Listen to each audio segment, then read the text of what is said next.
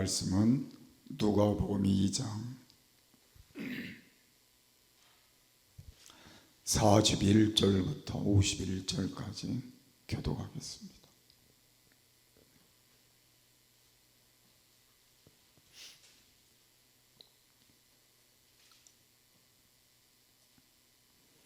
그 부모가 해마다 유월절을 당하면 예루살렘으로 가더니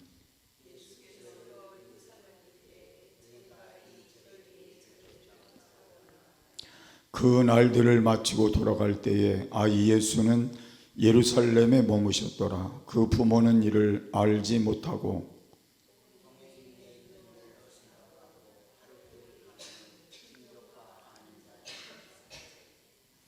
만나지 못함에 찾으면서 예루살렘에 돌아갔더니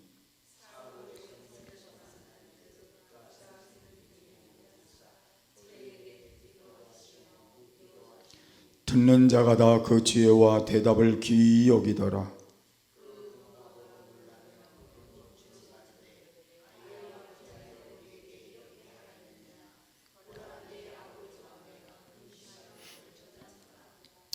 예수께서 가라사대 어찌하여 나를 찾으셨나이까? 내가 내 아버지 집에 있어야 될 줄을 알지 못하셨나이까 하시니 예수께서 한 가지로 데려가사 나사렛에 이르러 순종하여 받드시더라. 그 모친은 이 모든 말을 마음에 두니라. 아멘. 우리 함께 인사하겠습니다. 할렐루야. 내가 믿으면 하나님의 영광을 보리라. 아멘. 오늘 본문에서 우리가 주목할 점은 예수님이 부모님과 함께 예루살렘에 예배, 우리로 말하면 예배죠. 제사를 드리러 유월절을 지키러 올라갔는데 마치고 이렇게 내려오는 중에 동행 중에 있는 줄로 알고 자기들끼리 이렇게 오다가 하루길을 온 다음에 예수님을 찾았더니 없어가지고 사흘길을 다시 되짚어 올라가서 성전에서 예수님을 만난 내용을 소개를 하고 있습니다.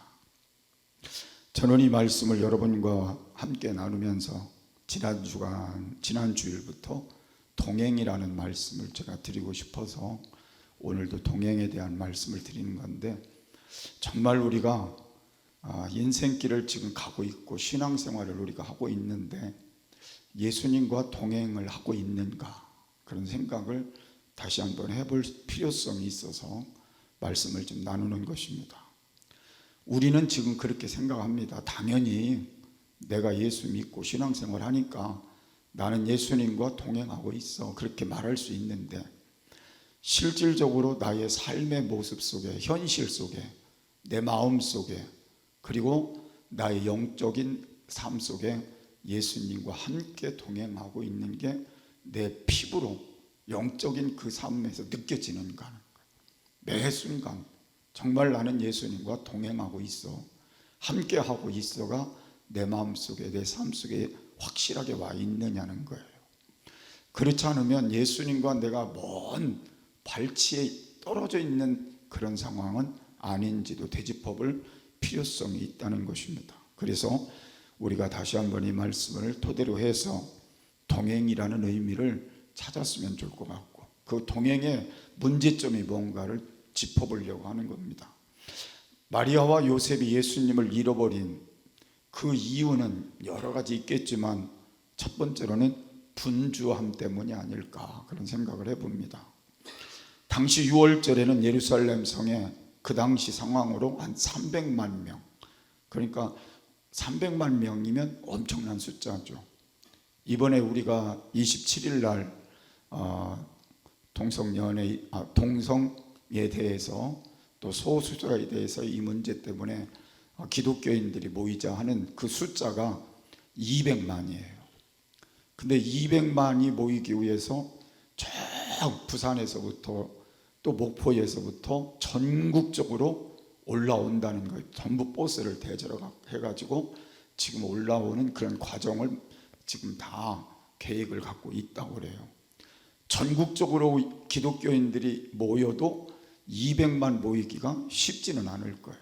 그래서 100만 명을 추산하고 100만 명은 인터넷으로 모이는 그런 과정을 지금 얘기를 하고 있는데, 그 당시에 6월절에 예루살렘에 유대인들이 와서 6월절을 지키는 인원이 약 300만 명이었다 그랬어요. 그러니까 엄청난 숫자가 전국에서 또 세계 곳곳에서 그곳으로 몰려왔다는 걸 볼 수가 있습니다.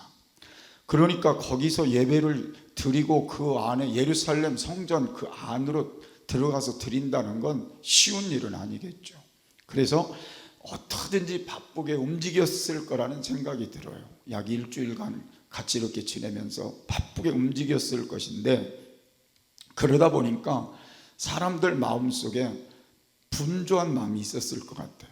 왜냐하면 집을 비워두고 온 시간이 길었잖아요. 한 일주일 걸렸으니까 집을 비워두고 온 그 시간들이 자기들 마음속에는 굉장히 분주했기 때문에 그냥 빨리 가고자 하는 마음도 있었을 것이고, 또 그 상황적으로 볼 때 그 상황이 분주한 마음 때문에 그냥 자기들 부부가 동행을 했는지 그거는 자세히 안 나와 있지만 두 부부가 열심히, 그 당시에 그 예수님 아버지 직업이 뭔지 아세요? 목수였으니까, 요새도 목수가 바쁘지만 그 당시도 목수가 바빴을 거예요. 한 주간 일을 못 했으니까 얼마나 바쁘겠어요. 그래서 바쁘게 지금 두 부부가 내려가고, 친척들하고 이제 오래간만에 만났으니까 함께 대화를 나누며 내려갔을 거라는 생각이 들어요. 자, 오늘 우리는 어때요? 여러분과 저의 삶 속에서 제일 많이 하는 말이 뭐예요? 제일 많이 하는 말이 뭐예요? 사람들이 다 바쁘다고 그래요. 그죠? 바빠요. 예배도 뭐해서 못 나와요? 바빠서 못 나와요. 다 바빠서 못 나오는. 그러니까 우리의 일상도 보면 늘 바쁜 거예요. 바쁘다 보니까 예수님 생각할 새가 있어요, 없어요? 세상적인 일에 바쁘게 우리가 휩쓸려 살다 보니까 예수님 생각할 새가 없는 거예요. 예수님 동행하는 그 마음을 갖고 가는 게 쉽지 않은 거예요. 우리도 그렇다는 거죠. 그런데 또 우리나라 사람들이 제일 많이 하는 말이 뭔지 아세요? 제일 많이 하는 말이 뭐예요? 사람들이 많이 흉내도 내더라고요. 뭔지 아세요? 성질 급한 사람이 하는 말이 뭐예요? 빨리빨리. 그게 우리의 일상생활 속에 우리가 들어와 있는 언어이기도 하고 삶이기도 해요. 그래서 우리는 되게 급해요. 그래서 빨리빨리 해야 뭐가 이루어지는 것처럼 느끼니까 그렇게 자꾸 말도 하고 행동도 하는 거예요. 그래서 우리가 이런 일상에서 빨리빨리 뭐를 하다 보면 누구를요? 예수님을 생각할 새가 없는 거예요. 그래서 자꾸 이 분주한 마음들이 우리의 마음을 주님과 멀어지게 하는 요인이 될 수 있다는 걸 알 수가 있습니다. 그래서 바쁜 생활을 하다 보면 늘 우리한테 주어지는 게 뭐냐면 집중력이 떨어진다는 거죠. 집중력이 떨어지면 중요하고 급한 일을 우선으로 처리를 해야 되는데 거기에 문제가 걸릴 때가 많다는 거예요. 그래서 엉뚱하게 우리가 일 처리가 되는 경우도 있게 된다는 거죠. 그래서 뭐든지 분주할수록 뭐 해야 돼요? 신중하고 천천히 해야 되는 게 맞는 거죠. 근데 저도 성격이 좀 급한 편인 것 같아서 저도 어떤 때는 빨리빨리 하다 보니까 급한 문제 이거를 잘못 처리할 때가 많이 있어서 실수도 저도 많이 했죠. 그래서 제가 가만히 생각해 보면 신중한 게 더 좋다는 거예요. 빨리빨리보다는 천천히 하는 게 더 좋다는 거예요. 그래서 이런 문제들을 우리가 짚어볼 수 있습니다. 우리가 성경에 보면 마리아와 마르다라고 하는 두 여인이 등장을 해요. 마르다 마리아가 누군지 아세요? 나사로의 누이들이죠. 그러니까 아버지 어머니는 소개 안 돼 있지만 누이 둘은 소개가 돼 있고 나사로가 소개가 돼 있어요. 근데 예수님이 그 집에 가셔서 자주 이렇게 식사도 하시고 함께 했던 것 같아요. 그러니까 관심을 좀 많이 가지신 것 같은데, 하루는 예수님이 그 집에 갔는데 마르다는 예수님을 뭘로 대접하고 싶어서요? 음식. 그저 음식 대접하고 싶어서 마르다는 가서 부엌에서 그냥 음식 준비하느라고 정신이 없는 거예요. 근데 그 동생인 마리아는 어떻게 했어요? 예수님 발 앞에 앉아서 말씀만 듣고 있는 거예요. 그러면 여러분, 내가 마르다라고 하면 기분 좋을까요, 나쁠까요?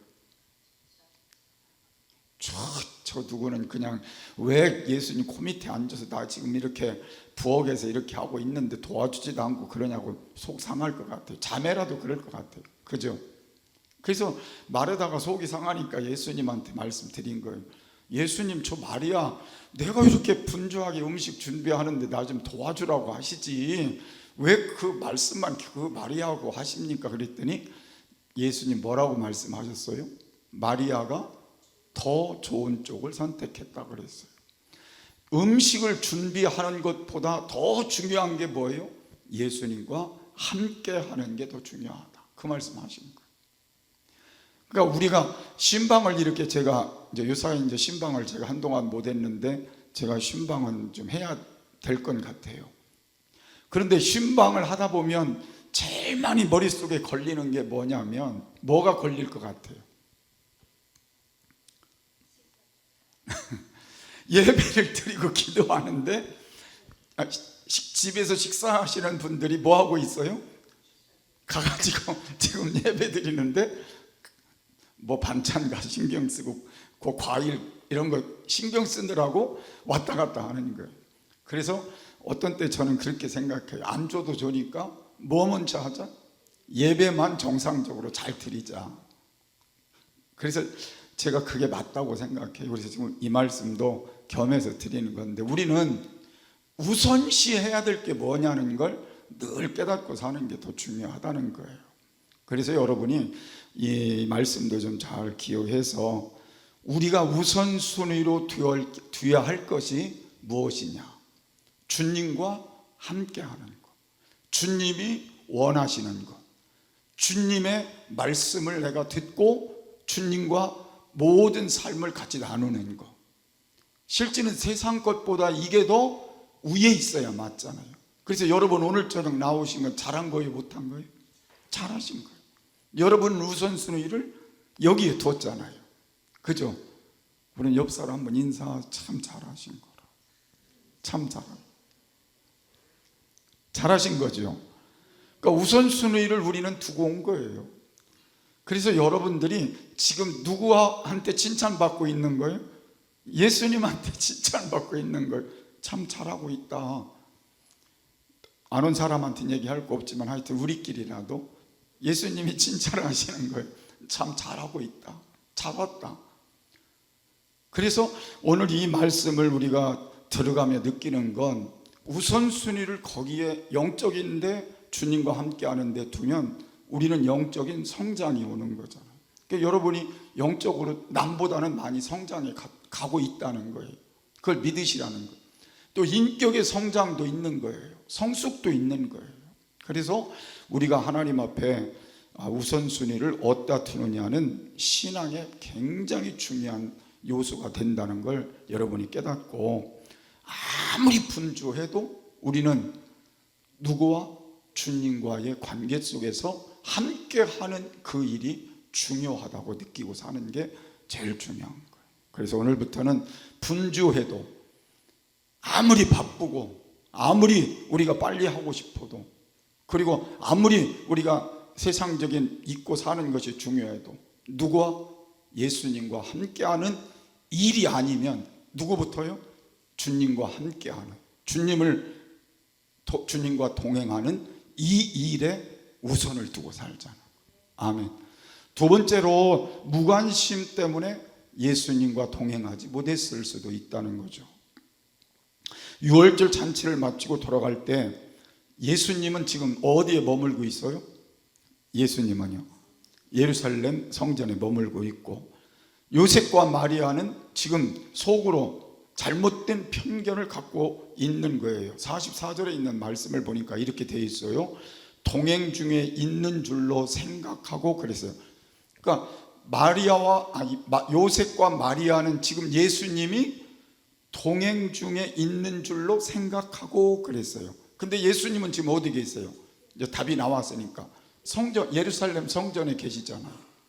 그러니까 예수님의 생각과 요셉과 마리아의 생각이 다른 거잖아요.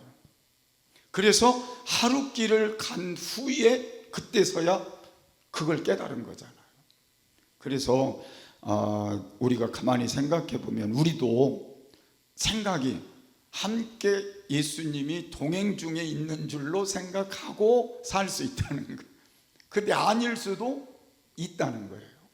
그래서 여러분이 늘 체크해 보는 게 중요하죠. 지금 예수님하고 내가 동행 중에 있는지, 함께 하고 있는지를 체크해 보는 게 중요하다는 거예요. 한번 속으로 체크해 보세요. 나는 예수님하고 지금 동행 중에 있는지, 함께 하고 있는지. 그래서 늘 예수님 생각하고 사는지 중요하죠. 그렇지 않은지도 생각해 볼 필요성이 있어요. 여러분, 예수님 생각을 더 많이 할까요? 남편 생각을 더 많이 할까요? 아내 생각을 더 많이 할까요? 솔직하게요.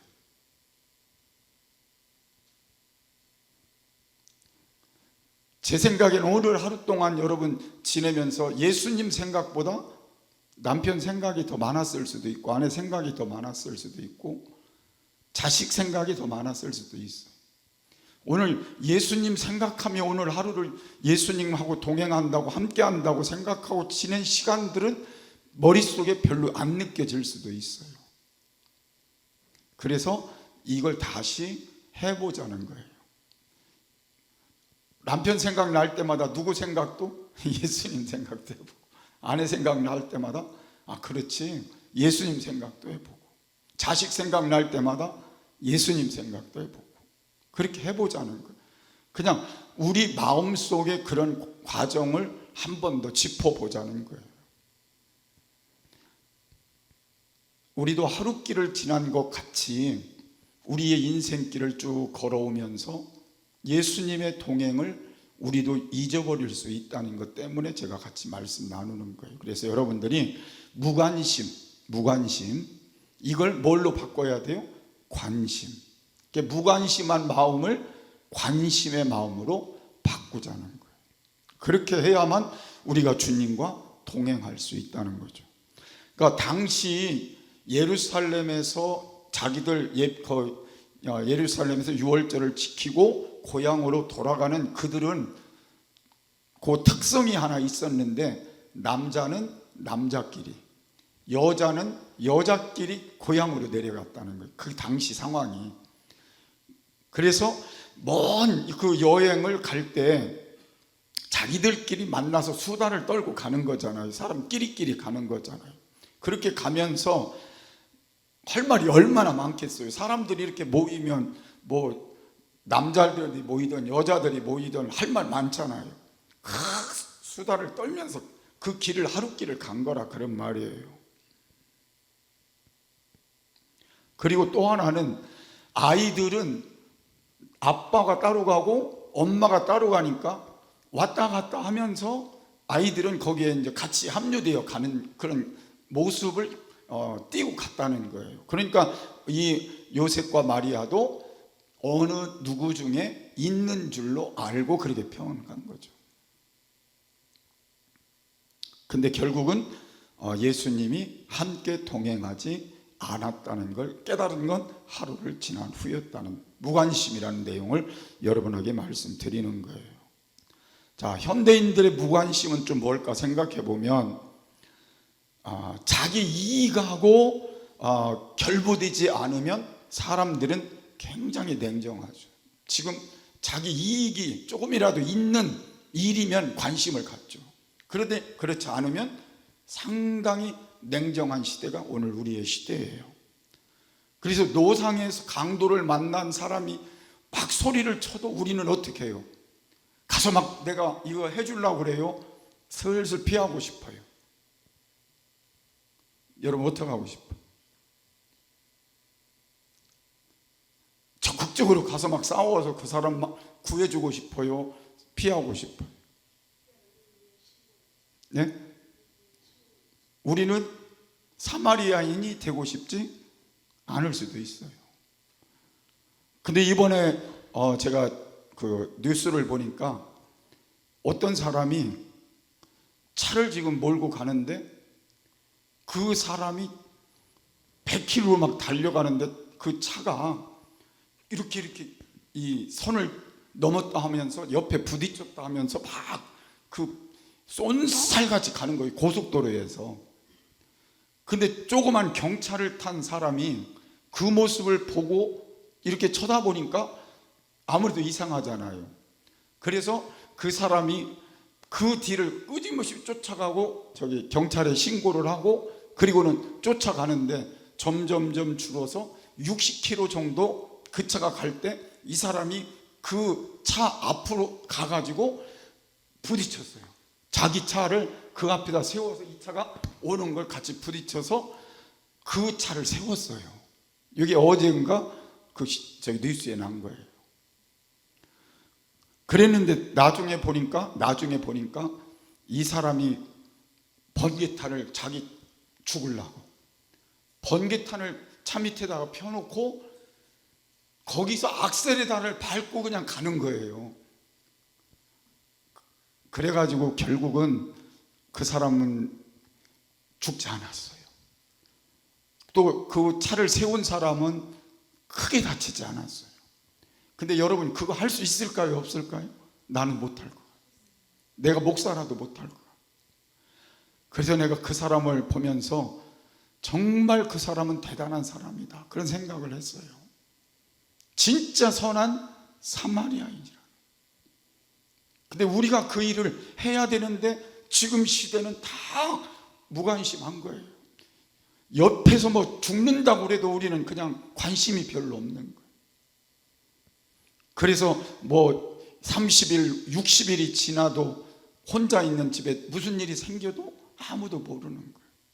그래서 여러분과 제가 이 말씀을 왜 드리냐면, 우리는 신앙이니까 관심을 좀 갖고 살자는 거예요.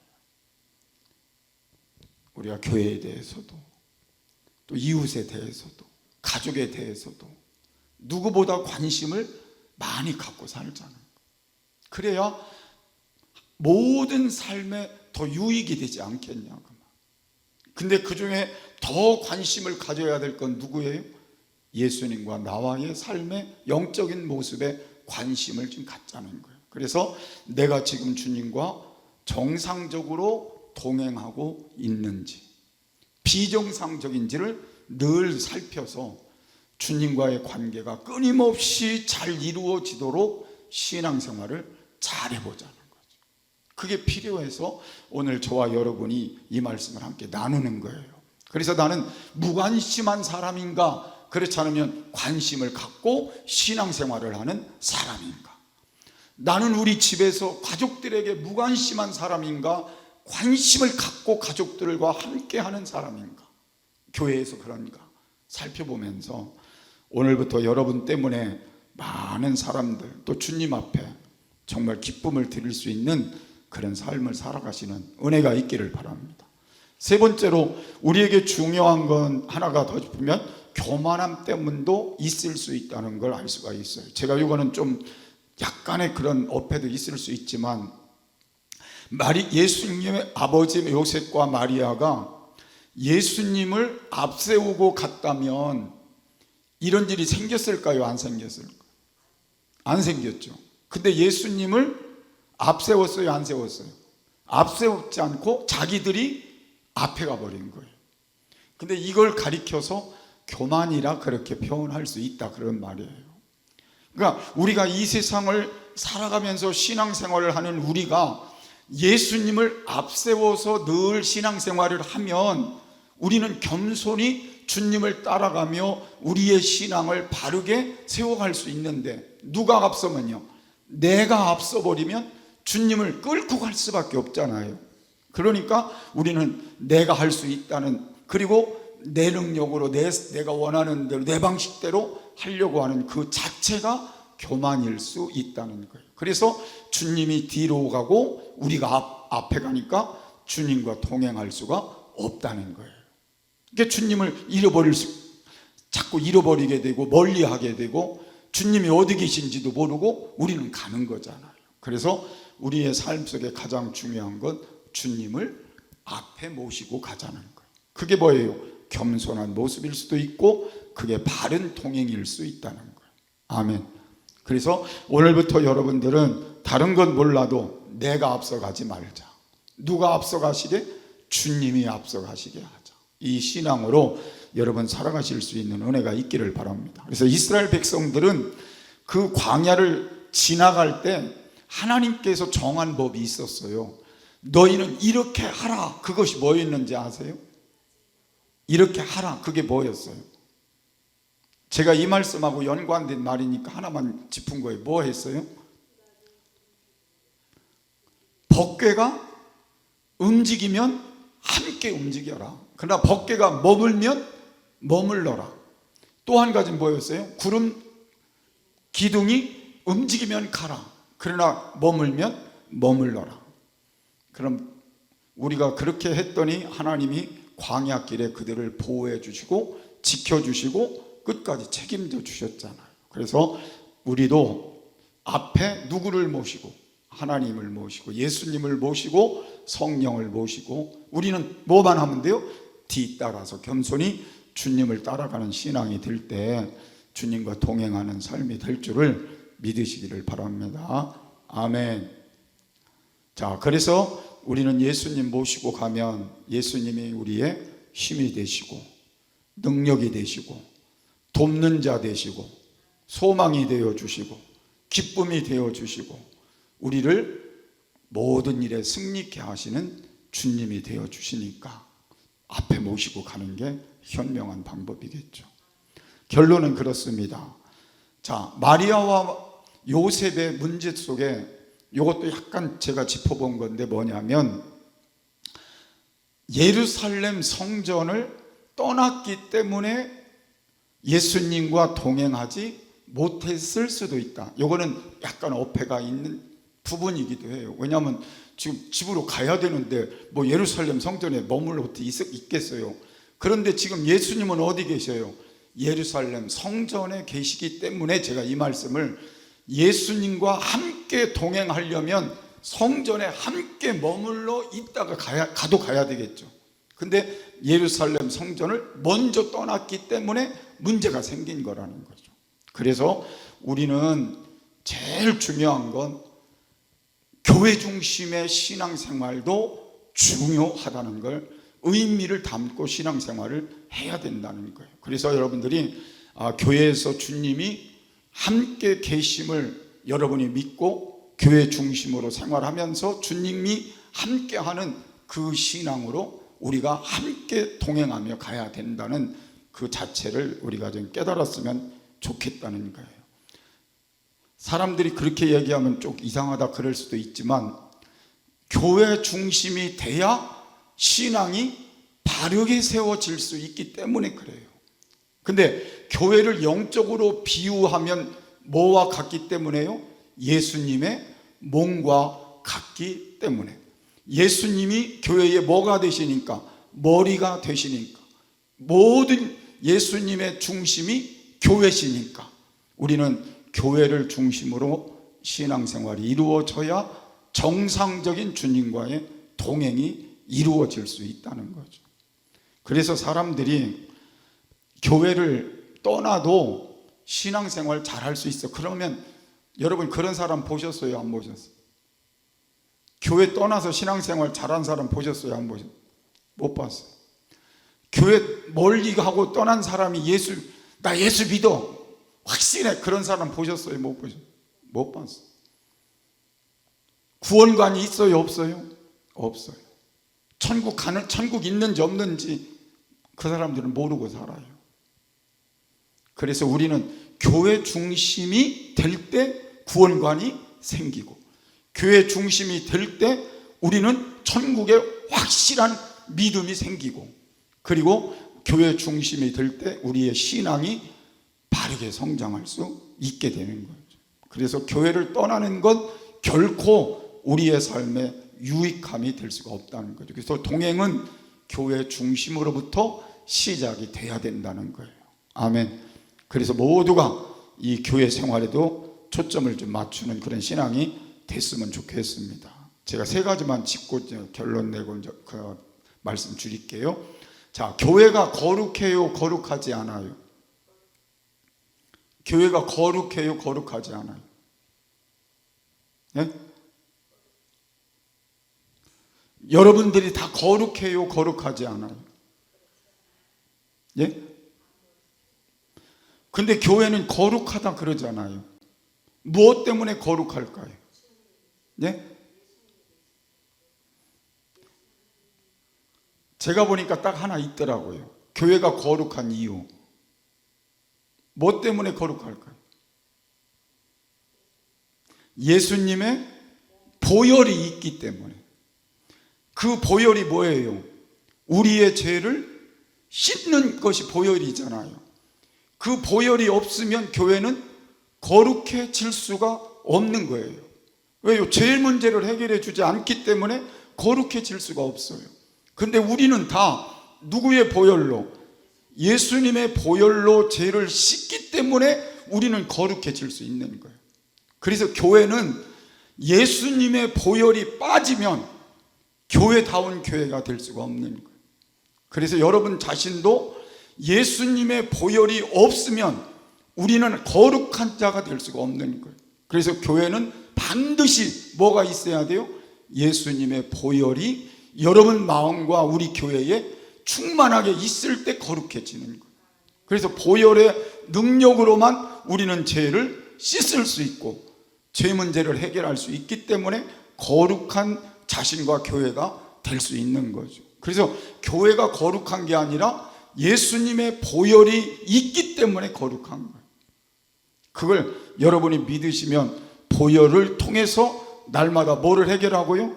죄를 해결하고 깨끗한 여러분의 신앙을 가지고 정결하게 살아가야 거룩한 자로 살아갈 수 있는 거예요. 그렇지 않으면 천하 없는 사람도 거룩해질 수 없어요. 그래서 예수님의 보혈의 능력이 충만한 우리 자신과 가정과 교회가 될 때 거룩한 삶을 살아갈 수 있다는 거예요. 또 교회가 하나로 하는 마음을 여러분이 늘 얘기를 하는데 교회는 누가 있기 때문에 하나가 돼야 될까요? 사람의 능력으로 교회가 하나 될 수 있을까요? 저는 그냥 성령이 우리와 함께 계셔야 교회는 하나 될 수 있다 그렇게 생각해요. 성령이 우리 안에 계실 때 교회는 하나 될 수 있다. 그래서 우리 교회도 성령이 충만한 교회가 돼서 모두가 하나 됐으면 좋겠어요. 그 다음에 세 번째는 교회는 영광스러운 곳인데 교회가 영광스러운 곳이 되려면 누가 계셔야 교회가 영광스러운 교회가 될까요? 자, 이 건물이 이렇게 있어야 영광스러울까요? 여 안에 누가 있어야 영광스러울까요?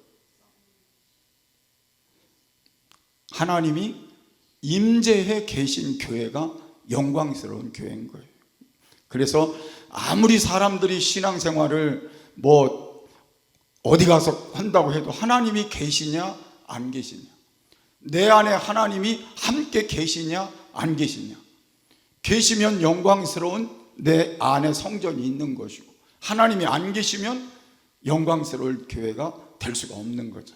그래서 우리는 이 세 가지는 늘 기억하면서 교회 안에서의 신앙이 이루어졌으면 좋겠어요. 왜 교회를 떠나면 안 되느냐는 이유는 예수님의 보혈이 교회 안에 있기에, 또 성령이 교회 안에 계시기 때문에, 또 하나님이 이 교회에 계셔서 영광스러운 하나님이 이 교회를 이끌어 가시기 때문에, 그래서 우리는 교회를 떠나면 제일 먼저 오는 게 뭐예요? 죄 문제를 해결할 수 없는 것이고 성령이 함께 할 수 없는 것이고 하나님이 안 계시니 영광스럽지도 않은 것이고, 그래서 교회는 여러분들이 하나님이 우리에게 주신 이 교회의 의미가 거기 있다는 걸 깨닫고 하나님 앞에 교회를 떠나지 않는 신앙을 잘 세워서 주님과 동행함으로 승리할 수 있는 신앙이 남은 시간이 있었으면 좋겠어요.